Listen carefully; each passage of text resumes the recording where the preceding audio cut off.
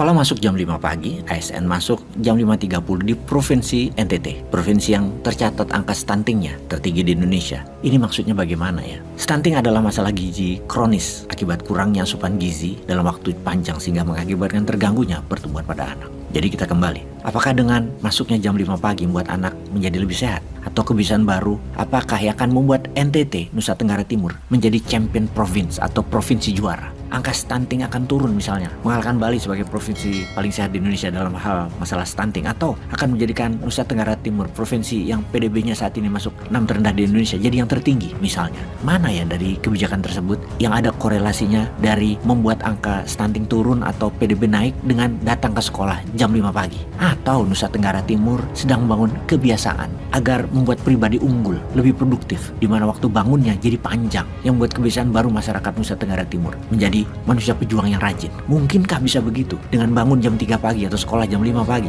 Oke, kita ini new mind. Kita tidak menghujat pastinya. Dan kalau kita mengkritik, pastinya ada solusi atau ada informasi pembanding. Bagaimana kalau kita ke negara Nordik atau negara-negara Eropa Utara seperti Denmark, Norwegia, Swedia, Finlandia untuk pembanding. Di mana di tahun 2019 akhir, saya seminggu di Finlandia. Dan kesananya satu tujuannya, melihat sistem pendidikan dengan mengunjungi 3 sekolah dasar dan 2 sekolah menengah. Karena sangat ingin meniru sistem Finlandia untuk diterapkan di rumah yatim Indonesia. Inti yang didapatkan di sana, saya sarikan adalah murid di Finlandia biasanya memulai sekolah dari pukul 9 atau 9.45, waktu setempat tentunya, hingga pukul 14 atau 14.45. Artinya, masuk sekolahnya lebih siang. Mereka cukup makan, cukup istirahat, dan orang tua tidak terburu-buru membantu anak-anak untuk hal-hal yang bersifat domestik. Menurut hasil penelitian di Finlandia, masuk sekolah lebih siang mampu mengurangi tekanan dan bisa membuat siswa lebih siap menerima materi. Seperti penelitian yang dirilis dari National Library of Medicine-nya Finland. Unsur lain yang menarik adalah sekolah lebih mengutamakan soft skill, bukan nilai akademis, sehingga nilai angka bukan hal yang mereka kejar. Juga yang paling disukai anak-anak di sana adalah sedikitnya homework, bahkan bisa dikatakan no homework. Jeda atau keluar main ada di setiap pergantian pelajaran. Waktunya adalah 30-45 menit. Cukup panjang. Anak-anak banyak bermain jadinya dan ceria jadinya. Di Finlandia juga tidak ada tes standar. Mereka hanya menerapkan ujian martikulasi nasional yang bisa diikuti secara sukarela untuk siswa akhir sekolah menengah atas. Tidak wajib. Semua siswa di negara Nordik ini dinilai berdasarkan individual achievement terhadap soft skill, keterampilan dasar dan akademis. Bukan pakai nilai, tapi pakai pemahaman. Sudah paham atau belum, atau masih dalam progres. Nilai bukan angka, namun kadar pemahaman.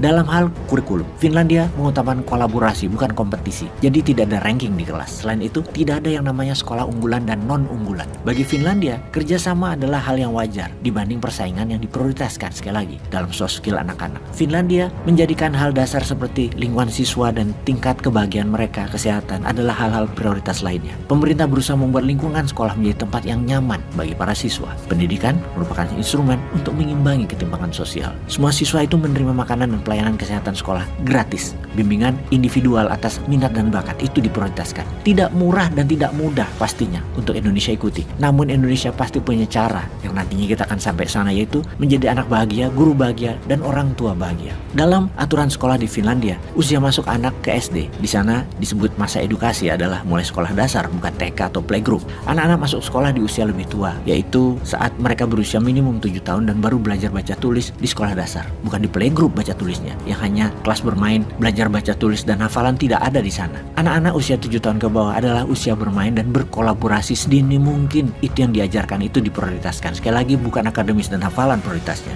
Membangun otot utama atau major muscle, minor muscle, membangun otot halus, otot kasar, dan understanding others diajarkan sejak dini. Sekali lagi, bukan hafalan. Pemerintah juga hanya menerapkan wajib sekolah 9 tahun. Setelah melewati masa itu, siswa diberi kebebasan untuk memilih melanjutkan sekolah tinggi atau tidak. Sekolah tinggi adalah optional, namun 9 tahun menguasai soft skill adalah prioritas. Membangun rumah kayu, membuat furniture, semen dan bata, brick and mortar, coding, dunia digital, jungle survival, cooking atau masak adalah contoh keterampilan-keterampilan prioritas 9 tahun sekolah. Selain soft skill mengenai kebahagiaan, sungguh bahagia itu harus diajarkan sejak awal dan diulang-ulang agar usia tua nantinya mereka jadi mahir untuk bahagia. Dari sudut pandang psikologis, cara tersebut merupakan cita-cita yang membahagiakan semua orang. Selain itu, siswa di Finlandia juga kerap memiliki guru yang sama hingga 6 tahun tahun di sekolah dasar, sehingga ada ikatan keluarga antara guru murid. Para guru ini bisa berperan sebagai pembimbing dan keluarga, diajak acara-acara keluarga masing-masing. Guru punya acara, muridnya diajak, murid-murid punya acara, guru-gurunya diajak, sehingga mereka menambah extended family. Selama tahun-tahun tersebut, rasa saling percaya dan ikatan dibangun sehingga kedua belah pihak saling mengenal dan menghormati. Anak-anak menjadi punya banyak parent, punya banyak orang tua, punya banyak keluarga dan sahabat dalam jangka panjangnya pastinya. Apa nggak bahagia tuh hidup mereka? Peace.